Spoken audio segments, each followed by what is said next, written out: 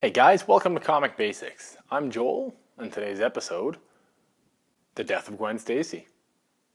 But before we get to that, if after watching the video you like what you saw, please hit that subscribe button.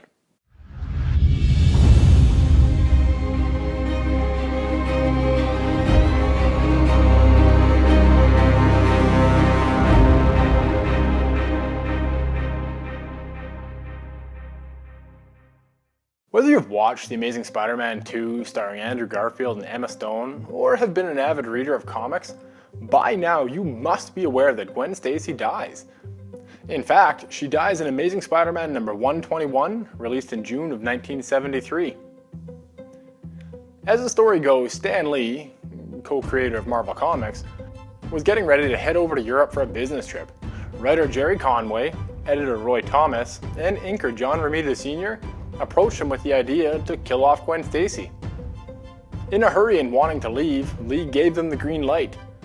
Unaware of what he just did, he left for Europe. When back on US soil, Lee was surprised to find out that they had in fact done it. He immediately questioned them as to why. This caused the three to remind him that he greenlit it. Conway has gone on record stating that killing Gwen Stacy was quintessential to the Spider-Man story. What made Spider-Man's book so popular was the relatability of his character, along with the recurring theme of personal tragedy. If you have not read or watched the story unfold, let me paint a picture for you. The Green Goblin, perhaps Spider-Man's greatest enemy, has taken Gwen captive and brought her to the top of the Brooklyn Bridge.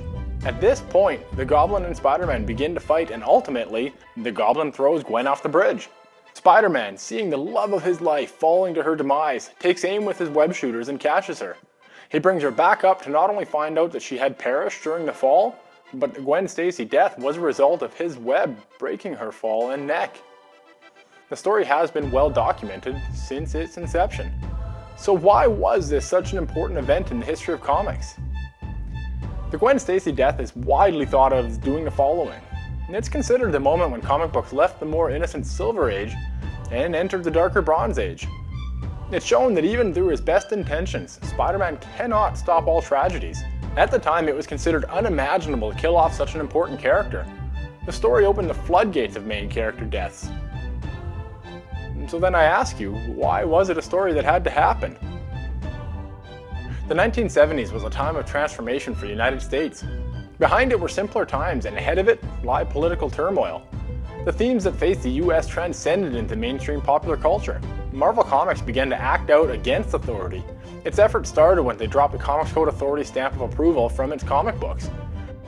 The stamp was designed to sit in the upper right corner of every comic book to show its readers that there was no overt violence, drugs, sex, or foul language.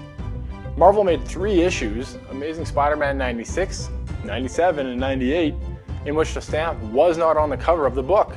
Comics began to focus on less childish stories and more mature ones.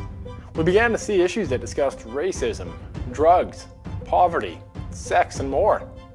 Following this, the Gwen Stacy death suddenly made the readers think that perhaps it isn't possible to always come out on top. Here was Spider-Man, the everyday good guy, faced with a situation that he could not come out on top of. No matter what happened, Gwen was destined to die. If he had jumped off to save her, he would not have caught up with her, and when he shot out his web, the whiplash broke her neck. Stan Lee made it a mission to have the character of Gwen Stacy elicit an emotional response from his readers when she walked into a room, uttered a single word, or was placed in certain danger. Gwen brought in the proverbial silver lining to the dark cloud that was Spider-Man's life. She was an incarnation of love in a seemingly dark existence. She was the poster child for the superhero girlfriend, and one that fans all over the world, including this guy, fell in love with. The Gwen Stacy death made readers aware that superheroes faced real-world problems. Children learned more in that night about life and death than they had learned in their short lifetimes. It became apparent that superheroes were not immune to the issues that faced society, and superheroes could not escape tragedy. Her death was not just felt by Spider-Man, but rather it was felt by every fan across the globe. Interestingly enough, the snap heard at the site of her neck in the book is not noticed or touched upon by either Spider-Man or the Green Goblin. This tiny detail has led to endless debates over the years as to whether or not Spider-Man knows, acknowledges, or accepts that it was him that killed his girlfriend. This moment in time caused a shift in the Spider-Man character. No longer was he the go-lucky superhero that children grew up loving. It was at this moment that he grew up. The Gwen Stacy death will live on in infamy as the turning point in comic book writing, drawing, and creation. And I'm going to wrap it up here. I hope you enjoyed that, and if you did, please hit that subscribe button. Thanks guys. Look, at the end of the day, I know there's a million YouTube channels out there, and for you to take a few minutes of your precious time to check out one of my videos really does mean the world to me, and I can't thank you enough. But you know what? I'm going to do my best and try. So thank you. I hope you'll come back, and until then, I'll catch you next time.